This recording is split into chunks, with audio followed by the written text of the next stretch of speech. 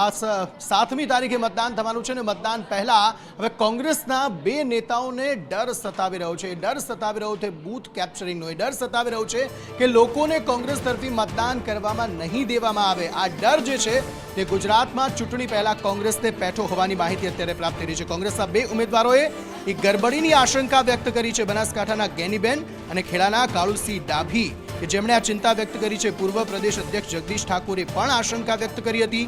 સંસાધનોનો દુરુપયોગ થવાની કોંગ્રેસ નેતાઓને આશંકા છે. ત્યારે ભાજપે કહ્યું કે કોંગ્રેસને હારનો ડર છે એટલે ગતકડા કરે છે. 7મી તારીખે મતદાન થવાનું છે. તમામ પ્રચાર પ્રસાર જે છે તે ઉમેદવારો કરી રહ્યા છે, નેતાઓ કરી રહ્યા છે. સ્ટાર પ્રચારકોના ગુજરાતમાં ધામા જોવા મળી રહ્યા છે. તેવામાં હવે એક ચિંતા સતાવી રહી છે કે શું જે મતદારો છે તેમને ઇન્ફ્લુઅન્સ કરવામાં આવશે કે તે ભારતીય જનતા પાર્ટીને જ મત આપે અને કોંગ્રેસને મત ના આપે. કારણ કે આ આશંકા જે છે તે વ્યક્ત કરવામાં આવી છે કોંગ્રેસના બે ઉમેદવારો દ્વારા, જેમાંથી એક છે ગેનીબેન ઠાકોર, બનાસકાંઠાના ઉમેદવાર છે કોંગ્રેસના, તો બીજા ખેડાના ઉમેદવાર છે કાળુસિંહ ડાભી, જેમણે આ ચિંતા વ્યક્ત કરી છે. આ ઉપરાંત પૂર્વ પ્રદેશ અધ્યક્ષ જે જગદીશ ઠાકોર છે તેમણે પણ આ આશંકા વ્યક્ત કરી છે. કોંગ્રેસના આગેવાનોના ફોન લઈ અને તમારે એનું કલેક્શન કરવાની જરૂર નથી અને ધાક ધમકી આપવાની જરૂર નથી. આ મારો ક્ષત્રિય અને આ સમાજને મારા મતદારો બેઠા 5-10-15 એફઆઈઆર થાય ને તો બાપુ તૈયારી રાખજો. એમાં આપણે કાંઈ બોલું દવાનું નથી. અને એવા પોલીસવાળા ગામમાં આવીને કોઈ દાટી આપતા હોય ને તો એમને કહેજો કે આ તમારું આકાઓનું રાજી કાયમી રહેવાનું નથી. એ તમે 8મી તારીખ સુધી તમને સારી જગ્યાએ મૂકવા માટેની વાતો કરશે, તમને ફૂલાવશે, પણ નોકરી તમારે 58 વર્ષ કરવાની છે. અને 58 વર્ષ નોકરીનો પગાર એ તમે ભાજપનો પગાર નથી લેતા, તમે પ્રજાના પરસેવાનો પગાર લ્યો છો. તમને લોકોના પૈસા, જે ટેક્સના પૈસા છે એનો પગાર મળે છે. એટલે આટલી બાબત ધ્યાનમાં રાખીને મહેરબાની કરજો. અને મેં કીધું એમ કે અમે ગાંધી વિચારધારાવાળા કાયદો વ્યવસ્થાને માનીએ છીએ, બધાને સન્માન આપીએ છીએ, પણ છતાં તમે તો કાયદાને ઓવરટેક કરીને, નિયમોને ઓવરટેક કરીને ક્યાંક ને ક્યાંક કોઈને દબાવવા માટેના પ્રયત્નો કરશો તો પછી તમે જેવા છો એવા અમને થવામાં વાર લાગશે નહીં. એટલી વાત કહીને આપ સૌનો આભાર. બનાસકાંઠાની અંદર ગભરાયેલી ભાજપા અનેક પ્રકારના હથકંડા અપનાવવાનું શરૂ કર્યું છે. કોંગ્રેસના લોકપ્રિય જનપ્રતિનિધિ ગેનીબેન ઠાકોરને તમામ સમાજના લોકો આશીર્વાદ આપી રહ્યા છે. તેવા સંજોગોમાં ભાજપા ચૂંટણી જીતવા માટે જે એના ઓળખ છે તે પ્રમાણે તંત્રનો દુરુપયોગ કરે, અસામાજિક તત્વોનો ઉપયોગ કરે અને આ રીતે ચૂંટણી કોઈ એનકેન પ્રકારે મતદાતાઓ જો એમને મત આપવા તૈયાર ન હોય તો એમને મતદાનથી વંચિત કરવાનું અનેક ઘટનાઓ આપણે ભૂતકાળમાં જોઈ છે.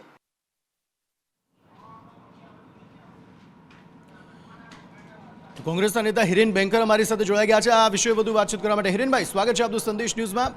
કોંગ્રેસને શું ખરેખર ડર સતાવી રહ્યો છે કે સંસાધનોનો દુરુપયોગ થશે? બે ઉમેદવારો તેમના આપના જે છે તે આ મુદ્દે પોતાની પ્રતિક્રિયા આપી ચૂક્યા છે. ચોક્કસપણે કે જે પ્રકારે અમારી પાસે માહિતી આવતી હોય છે સ્થાનિકમાં, જિલ્લા કક્ષાએ, તાલુકા કક્ષાએ, જે પ્રકારે સરકારી તંત્ર એટલે કે પોલીસ તંત્રનો ખૂબ દુરુપયોગ થઈ રહ્યો છે અને જે પ્રકારે વારંવાર આની રજૂઆત સ્થાનિક લેવલે પણ અને ઇલેક્શન કમિશનને પણ અમે કરી છે કે જે અમારા સ્થાનિક કાર્યકર્તાઓ છે, આગેવાનો છે, નેતાઓ છે, એને કેમ કરીને રોકવામાં આવે, પ્રચાર પ્રસાર કરતા, લોકો સાથે જનસંપર્ક કરતા. અંતે તો પોલીસ તંત્રએ લોકોની રક્ષા માટેનું હોય છે, પણ સામ દામ દંડ ભેદ બધું ઉપયોગ કરીને બનાસની બેન ગેનીબેનને રોકવાનો પ્રયત્ન કરવામાં આવે, કોંગ્રેસ પક્ષને જનસંપર્ક કરતા રોકવામાં આવે, ત્યારે એમને સ્પષ્ટપણે ચીમકી સ્વરૂપે વાત કરી છે કે આ પ્રકારે માત્ર સત્તાધીશોના હાથો બનવાની જગ્યાએ સુરક્ષા લોકોને આપો, લોકોની વાત મૂકવા માટે એમને એક તંત્ર કામ કરે, એ પ્રકારની કામગીરી થવાની જગ્યાએ સત્તામાં બેઠેલા લોકોનો જ્યારે ખેસ પહેરી લીધો હોય એ પ્રકારે વર્તતા હોય ત્યારે આ પ્રકારની વાત એક જનપ્રતિનિધિ કરવી જ પડે. હિરેનભાઈ, કાયદો અને નિયમોનો જ્યારે ભંગ થતો હોય ત્યારે જ આ પ્રકારની કાર્યવાહી જે છે તે પોલીસ અથવા તો પોલીસ અધિકારીઓ કે કર્મચારીઓ કરતા હોય એવું આપને નથી લાગતું? પોલીસ પોતાનું તો કામ કરવાની જ ને. જો કોઈ નિયમ કે કાયદાનો ભંગ થતો હોય, કાયદાનું રક્ષણ કરવાનું કામ કોનું? જી, પોલીસ વિભાગ. સ્વાભાવિક વાત છે. કાયદાનું ભંગ થાય, કાયદાનું રક્ષણ કરવાનું અને કાયદામાં જે લોકો જનતાના લોકો છે, જનતાના પ્રતિનિધિ છે, જે જનતા સાથે સંવાદ કરવા માંગે છે, જનતા સાથે વાતોચીત કરવા માંગે છે, એની સાથે જનસંપર્ક કરવા માંગે છે, એને અટકાવવાનું કામ કેમ કરવામાં આવે? નાનામાં નાની કોઈ ઘટના બની હોય તો એમને રોકવામાં આવે અને પછી આપણે એમ કહીએ કે આ પોલીસ તંત્ર અત્યારે હાલમાં લોકોની સુરક્ષા માટે કામગીરી કરી રહ્યા છે.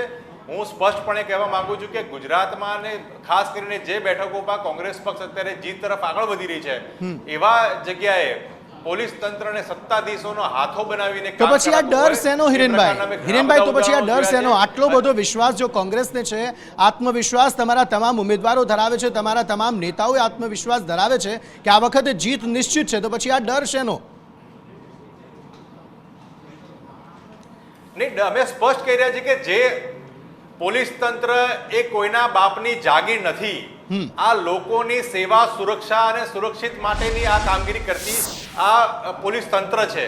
ત્યારે આપણે સત્તાધીશોને કહેવા પ્રમાણે, સત્તાધીશોને વહાલા થવા માટે, સત્તાધીશોને આપણે પ્રમોશન લેવા માટે કોઈ પણ પ્રકારની કામગીરી કરતા હોય તો સ્પષ્ટપણે જ્ઞાનીબેને અને અમારા નેતાજીએ કીધું છે કે આ પ્રકારની કામગીરી નહીં કરવામાં આવે. અને જો અમને ખાલી કે ધ્યાનમાં આવશે તો પછી જે પ્રકારે એ લોકો કામ કરી રહ્યા છે એનો જવાબ ઈંટનો જવાબ પથ્થરથી આપવામાં આવશે. બસ સંસાધનોનો દુરુપયોગ થશે તેવી જે આશંકા વ્યક્ત કરાઈ રહી છે, તે કઈ રીતે, કયા સંસાધનોનો દુરુપયોગની વાત કરી રહી છે કોંગ્રેસ?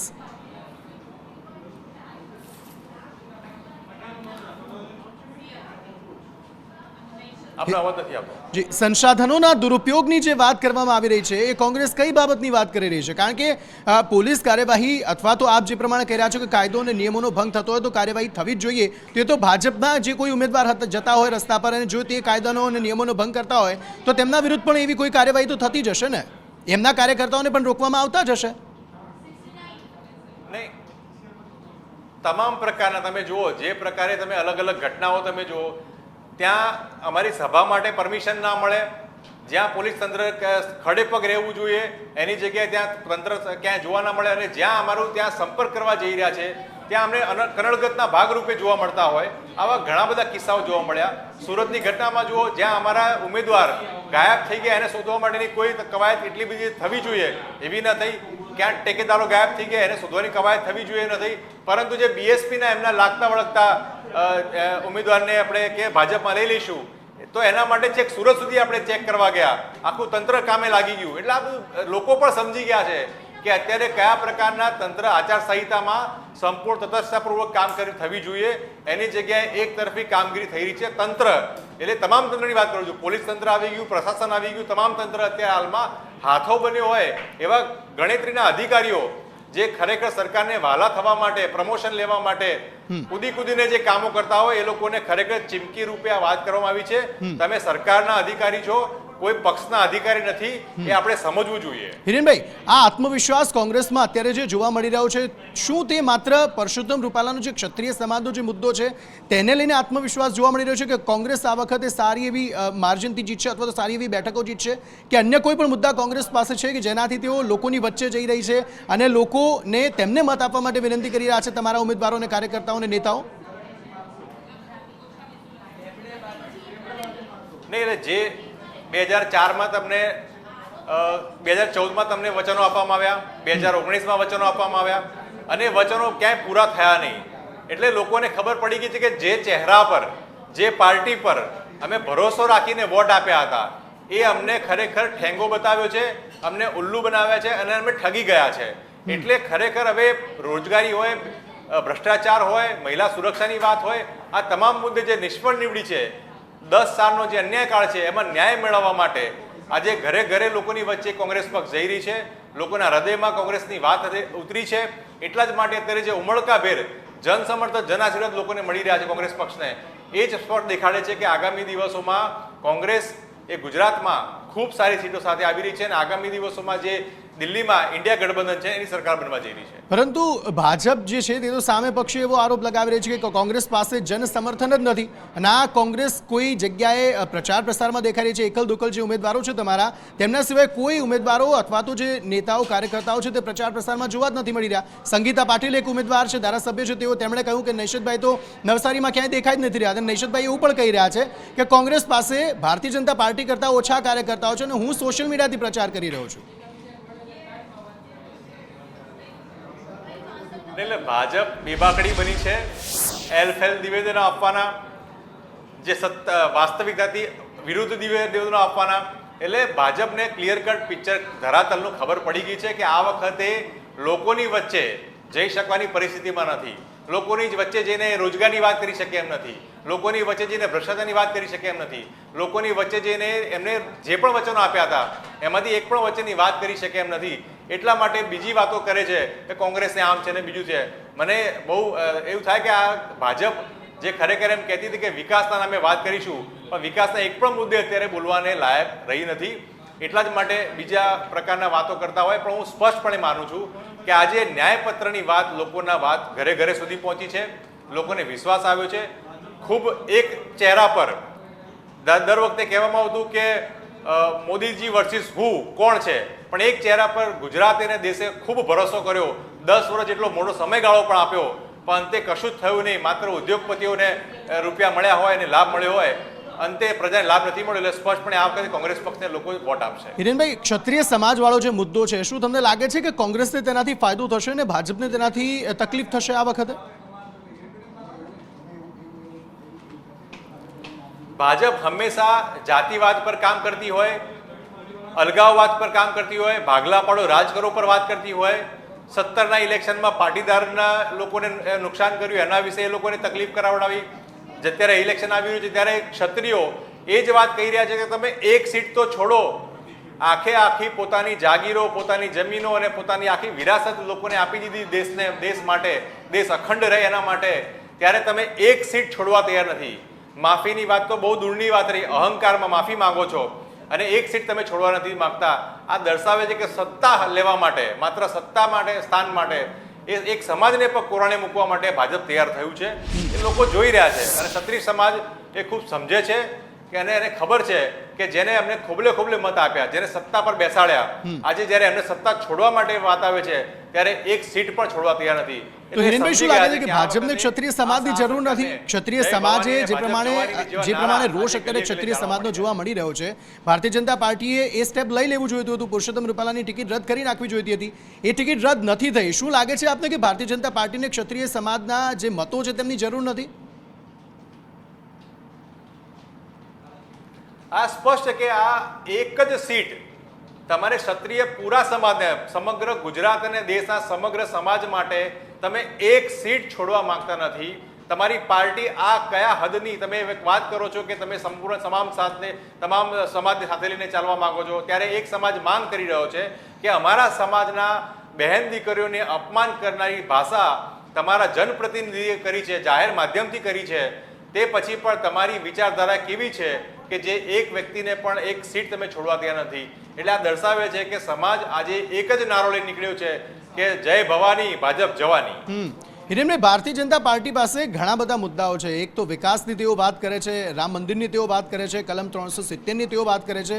આ સિવાય પણ અનેક એવા મુદ્દાઓ છે કે ભારતીય જનતા પાર્ટી જેને લઈને પ્રજાની વચ્ચે જાય છે. કોંગ્રેસ પાસે એવા કયા મુદ્દાઓ છે જેને લઈને કોંગ્રેસ પ્રજાની વચ્ચે જઈ રહી છે? શું માત્ર એ ક્ષત્રિય સમાજવાળો જ મુદ્દો કે અન્ય કોઈ મુદ્દાની સાથે પણ કોંગ્રેસ જે છે તે પ્રજાની વચ્ચે જઈ રહી છે? કોંગ્રેસ પક્ષ હંમેશા પોતાના કામ પર અમે વોટ માંગ્યા છે. 2017માં પણ અમે જે વાત કરી કોંગ્રેસનું કામ બોલે છે એ જ રીતે 2004થી 2014માં જે અમારી કેન્દ્રની સરકાર હતી, આદરણીય મનમોહનસિંહના નેતૃત્વમાં સરકાર હતી, એમાં right to education, right to information, right to foreign tax, આ તમામ એક્ટ જે અમે લાવ્યા હતા, એ જ પ્રકારે આ વખતે અમે અમારી વાત કરી રહ્યા છીએ કે જે અમે કર્ણાટકમાં ન્યાય આપ્યો, જે અમે હિમાચલમાં ન્યાય આપ્યો, જે અમે તેલંગાણામાં ન્યાય આપ્યો, એ યુવા ન્યાય, મહિલા ન્યાય, ખેડૂત ન્યાય, હિસ્સેદારી ન્યાય, શ્રમિક ન્યાય, આ 5 ન્યાય વાત અમે લોકોની વચ્ચે કરી રહ્યા છે. અત્યારે ભાજપ ક્યાંય રોજગારીની વાત નથી કરતું. 2 કરોડ રોજગારની વાત કરી હતી એ ત્યાં નથી કરતા. ખેડૂતની આવક ડબલ કરવાની વાત કરી હતી એ નથી કરતા. 400 પારની વાત કરે છે પણ 400 રૂપિયા જે શ્રમિકોને રોજિંદુ વેતન આપવું જોઈએ એની વાત નથી કરતા. કોંગ્રેસ પક્ષે એ પણ કહ્યું છે કે જે શ્રમિક છે, જેને આ ભારત નિર્માણ માટે કામ કરી રહ્યા છે, એનું જે લઘુત્તમ વેતન જે 400 રૂપિયા કરવામાં આવશે. એટલે મુદ્દા આધારિત ભારતને કેમ કરીને આગળ વધારવામાં આવે એ વાતની કામ કરીને અમે કોંગ્રેસ પક્ષ લોકોની વચ્ચે જયા છે અને લોકો એમને ખૂબ જનસમર્થન, જનાશીર્વાદ મળી રહ્યા છે.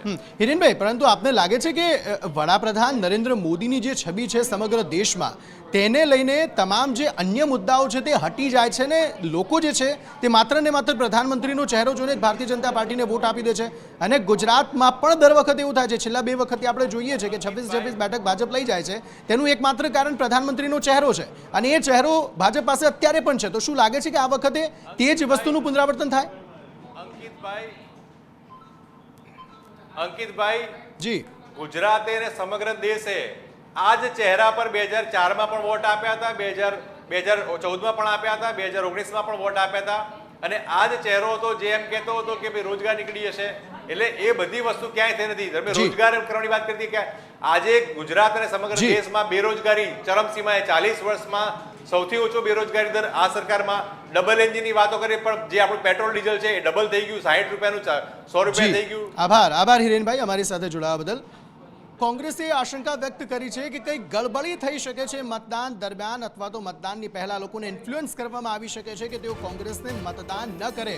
કોંગ્રેસના 2 ઉમેદવારો જેમણે આશંકા વ્યક્ત કરી છે તેવામાં ભારતીય જનતા પાર્ટીના નેતા હિતેન્દ્ર પટેલ અમારી સાથે જોડાઈ ગયા છે વધુ વાતચીત કરવા માટે. હિતેન્દ્રભાઈ, કોંગ્રેસે સીધો આક્ષેપ કર્યો છે કે કંઈક ગડબડી થઈ શકે છે, આશંકા વ્યક્ત કરી છે અને ભારતીય જનતા પાર્ટી જે છે તે લોકોને ઇન્ફ્લુઅન્સ કરશે તેવા આરોપ લગાવવામાં આવી રહ્યા છે. જો કોંગ્રેસ છે ને એ હતાશામાં ધકેલાઈ ગઈ છે. જનતાનો તો વિશ્વાસ એમને ગુમાવી દીધો છે, પણ એના પોતાના પરિવારના લોકો પણ કોંગ્રેસ છોડીને જઈ રહ્યા છે. અનેક દિગ્ગજ નેતાઓએ કોંગ્રેસના શીર્ષસ્થ નેતૃત્વમાંથી વિશ્વાસ ગુમાવી દીધો છે અને પરિણામે એ હતાશામાં ધકેલાઈ રહી છે, ઘરતામાં છે અને એ એનું ફ્રસ્ટ્રેશન બોલે છે કે ભારતીય જનતા પાર્ટી પર અનાપ-શનાપ આક્ષેપો કરે છે. જે રીતે દેશમાં આદરણીય નરેન્દ્રભાઈ મોદી સાહેબના નેતૃત્વમાં ભારતીય જનતા પાર્ટીનું પ્રચંડ વાવાઝોડું છે. ભારતીય જનતા પાર્ટી એના સાથી પક્ષો સાથે 400 કરતા વધારે સીટો જીતવા જઈ રહી છે અને દેશના ખૂણામાંથી ખૂણેથી હવે દક્ષિણના રાજ્યોમાં પણ ભારતીય જનતા પાર્ટીનો ઓરિસ્સા, પશ્ચિમ બંગાળ, તામિલનાડુ, તેલંગાણામાં પણ ખૂબ ભવ્ય પ્રતિસાદ મળી રહ્યો છે. હિતેન્દ્રભાઈ, આપણે ગુજરાતની જ વાત કરીએ. કોંગ્રેસ એવો આરોપ લગાવે છે કે સામ દામ દંડ ભેદની નીતિ ભારતીય જનતા પાર્ટી અપનાવે છે. જે પ્રમાણે આપણે કહ્યું કે કોંગ્રેસમાંથી ભારતીય જનતા પાર્ટીમાં નેતાઓ આવી રહ્યા છે, તો એ આરોપ એવો લગાવી રહ્યા છે કે સામ દામ દંડ ભેદની નીતિ ભારતીય જનતા પાર્ટી અપનાવે છે અને અમારા નેતાઓને ભારતીય જનતા પાર્ટીમાં લઈ જાય છે. ગુજરાતમાં ભારતીય જનતા પાર્ટી 30 વર્ષથી શાસન કરે છે અને સતત 7મી વાર સરકાર બનાવી છે. લોકસભામાં પણ 2014માં અને 2019માં ભારતીય જનતા પાર્ટીએ 26માંથી 26 બેઠકો જીતી છે. 2022ની વિધાનસભાની ચૂંટણીમાં 156 બેઠકો સાથે એને થમ્પિંગ મેજોરિટી મળી છે. નગરપાલિકા, તાલુકા પંચાયત, જિલ્લા પંચાયત, મહાનગરપાલિકા ક્યાંય કોંગ્રેસનો ત્યાં માન્ય વિરોધ પક્ષ તરીકેની ભૂમિકા પણ બચી નથી અને કોંગ્રેસ મૃતપાય હાલતમાં છે.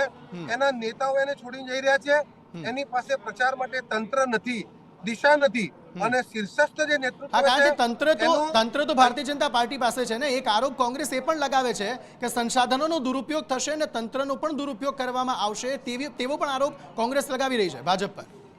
ભારતીય જનતા પાર્ટીએ જે રીતે કટોકટી લાદીને સમગ્ર દેશમાં બાનમાં લીધો હતો, એવી કોઈ કાર્યવાહી બિલકુલ ફેર એન્ડ ફ્રી ઇલેક્શન થાય અને હવે તો નામદાર ન્યાયપાલિકાઓ પણ બિલકુલ કડક છે અને જ્યાં પણ જેને જોઈએ એવો ન્યાય મળી શકે છે. ચૂંટણીઓ નિષ્પક્ષ રીતે ચૂંટણી પંચ કરી રહ્યું છે, પણ જનતા જનાર્દનમાંથી કોંગ્રેસને જે જાકારો મળી રહ્યો છે, જે રીતે ભારતીય જનતા પાર્ટીની તરફેણમાં પ્રચંડ વેવ છે અને ઠેર ઠેર 26માંથી 26 બેઠકો મોટા માર્જિનથી ભારતીય જનતા પાર્ટી જીતવા જઈ રહી છે, ત્યારે કોંગ્રેસ હતાશામાં છે, નિરાશામાં છે અને બોખલાઈ ગઈ છે. હિતેન્દ્રભાઈ, હિરેન વેંકર મારી સાથે જોડાયા હતા અને તેમનામાં તો એવી કોઈ હતાશા દેખાય નહીં, આત્મવિશ્વાસ ઉલટાનો દેખાયો હતો એમનામાં કે કોંગ્રેસ આ વખતે અનેક સારી બેઠકો જે છે તે જીતવાની છે અને આત્મવિશ્વાસ એટલા માટે દેખાયો કારણ કે તેમની પાસે એવા અનેક મુદ્દાઓ છે. તેમણે કહ્યું કે મોંઘવારીની વાત ભારતીય જનતા પાર્ટી કરતી હતી, તેના પર કોઈ કાર્યવાહી નથી થઈ. રોજગારીની વાત કરતી હતી, તેના પર કોઈ કાર્યવાહી નથી થઈ. હિરેન વેંકરે એવું કહ્યું કે માત્ર રામ મંદિર અને કલમ 370 જેવા મુદ્દાઓ પર જ ભારતીય જનતા પાર્ટી અત્યારે ઉમેદવારોને લડાવી રહી છે. જે લોકો માટે મને ખૂબ આશ્ચર્ય થાય છે હિરેનભાઈ ઉપર કે 500 વર્ષથી 100 કરોડ જેટલા સનાતનીઓ રોજ એક માળા કરતા હતા કે મારા ઈષ્ટદેવ જે ઝૂંપડામાં બેઠા છે, ટેન્ટમાં બેઠા છે, એનું પોતાનું નિજ મંદિર બને, ભવ્ય મંદિર બને, પ્રતિષ્ઠા મહોત્સવ થાય અને રામ મંદિર બને, એને સામાન્ય બાબત ગણે છે. 370 ગાંધીને સરદારની કલ્પના હતી. ભાગલા સમયે આ લોકોએ જે ડિવિઝનની રાજનીતિ કરી, જ્ઞાતિ વર્ગ વિગ્રહ કર્યા અને કૂટનીતિમાં પોતાના પરિવારના ઉમર અબ્દુલ્લાને કે ફારૂક અબ્દુલ્લાને ખુશ કરવા ઠીક છે. માટે જેમણે જીતેલું કાશ્મીર આપી દીધું હતું, હમ. એ કાશ્મીર પાછું લેવા માટે અખંડ ભારતની જે કલ્પના હતી હા. કે કાશ્મીરથી કન્યાકુમારી સુધી ભારત હોય એવી સરદાર સાહેબની કલ્પના હતી. હા. 562 દેશી રજવાડાઓને એક કરવા માટે એમને જે જહેમત કરી હતી, હા. તો સરદાર સાહેબનું એ સપનું સાકાર થતું હતું. એને હિતેન્દ્રભાઈ સામાન્ય બાબત ગણે છે. હિતેન્દ્રભાઈ ક્ષત્રિય સમાજવાળો મુદ્દો શું ભારતીય જનતા પાર્ટીને આ વખતે નડશે? ક્ષત્રિય સમાજવાળો મુદ્દો, કારણ કે જ્યાં જ્યાં પણ કાર્યાલય થઈ રહ્યા છે ભારતીય જનતા પાર્ટીના, ત્યાં કાળા વાવટા ફરકાવવામાં આવી રહ્યા છે ક્ષત્રિય સમાજ દ્વારા. જ્યાં જ્યાં ઉમેદવારો પહોંચી રહ્યા છે ત્યાં પણ વિરોધ કરવામાં આવી રહ્યો છે ક્ષત્રિય સમાજ દ્વારા. એક માત્ર બેઠક રાજકોટની હતી કે જ્યાં ક્ષત્રિય સમાજનો સૌથી વધારે વિવાદ હતો, પરંતુ પરસોત્તમ રૂપાલાની ઉમેદવારી રદ ન થતા હવે આખા રાજ્યમાં અને અન્ય રાજ્યમાં પણ આ વિરોધ ફેલાયો છે. શું તેનાથી ભારતીય જનતા પાર્ટીને કોઈ તકલીફ થશે ખરી? ભારતીય જનતા પાર્ટી સૌનો સાથ, સૌનો વિકાસ, સૌનો પ્રયાસ, સૌના વિશ્વાસમાં માને છે. સામાજિક સમરસતા અમારો મૂળ મંત્ર છે અને સૌને સાથે રાખીને વિકાસની નવી રાજનીતિ નરેન્દ્રભાઈએ આપી છે. અમે કરેલા કામના હિસાબે અમે જનતાની વચ્ચે જીએ છીએ, સર્વ સમુદાયની વચ્ચે જીએ છીએ અને ગુલદસ્તાની જે રાજનીતિ છે નરેન્દ્રભાઈએ આપી છે કે સૌ સમાજનું પ્રતિનિધિત્વ હોય. અને એટલે અમારો ભરોસો છે કે અમે કરેલા વિકાસના કામો, એ 10 લાખ રૂપિયાનું આયુષ્માન કાર્ડની સારવાર હોય, એ શૌચાલય હોય, એ ઘરનું ઘર હોય, એ પ્રત્યેક ઘરે નળનું કનેક્શન હોય કે એક પ્રત્યેક ઘરમાં ગેસનું કનેક્શન હોય, અને અનેકવિધ યોજનાઓ, વિધવા પેન્શનની બાબત હોય, કિસાન સન્માન નિધિ હોય, વૃદ્ધ સહાયની બાબત હોય, કુંવરબાઈનું મામેરું હોય, સરસ્વતી સાધન સહાય યોજના હોય, તો મહિલાઓ માટે, યુવાનો માટે, ખેડૂતો માટે, જી. ગરીબો માટે 80 કરોડ લોકોને મફત અનાજ આપવાની બાબત હોય. ઠીક છે. ભારતીય જનતા પાર્ટી જે કામ કર્યું છે, ગુજરાતની જનતાએ એને સતત સમર્થન આપ્યું છે. ગુજરાતની જનતાને ભરોસો છે, એ માત્ર મોદીની ગેરંટી ઉપર ભરોસો છે. મોદીની ગેરંટી એટલે ગેરંટી પૂરી કરવાની ગેરંટી. ઠીક છે. અને 30 વર્ષથી ગુજરાતમાં પૂરી કરી છે. અનેક કામો એવા હતા, રેલવે, હાઈવેઝ જી કે હિતેન્દ્ર. કેન્દ્ર સરકારની, તો એ યોજનાઓ 10 વર્ષમાં નરેન્દ્રભાઈની સરકાર આવી પછી ભારતીય જનતા પાર્ટીએ સંપૂર્ણ રીતે પૂરી કરી છે. મને લાગે છે કે ભાજપની આ ભરોસાની સરકાર, મોદીની ગેરંટી ઉપર ફરીથી જનતા મોર મારવાની છે. 26માંથી 26 બેઠકો ભારતીય જનતા પાર્ટીને 5 લાખ કરતા વધારે બહુમતીથી મળવાની છે. ઠીક છે હિતેન્દ્રભાઈ, હવે આભાર અમારી સાથે જોડાવા બદલ.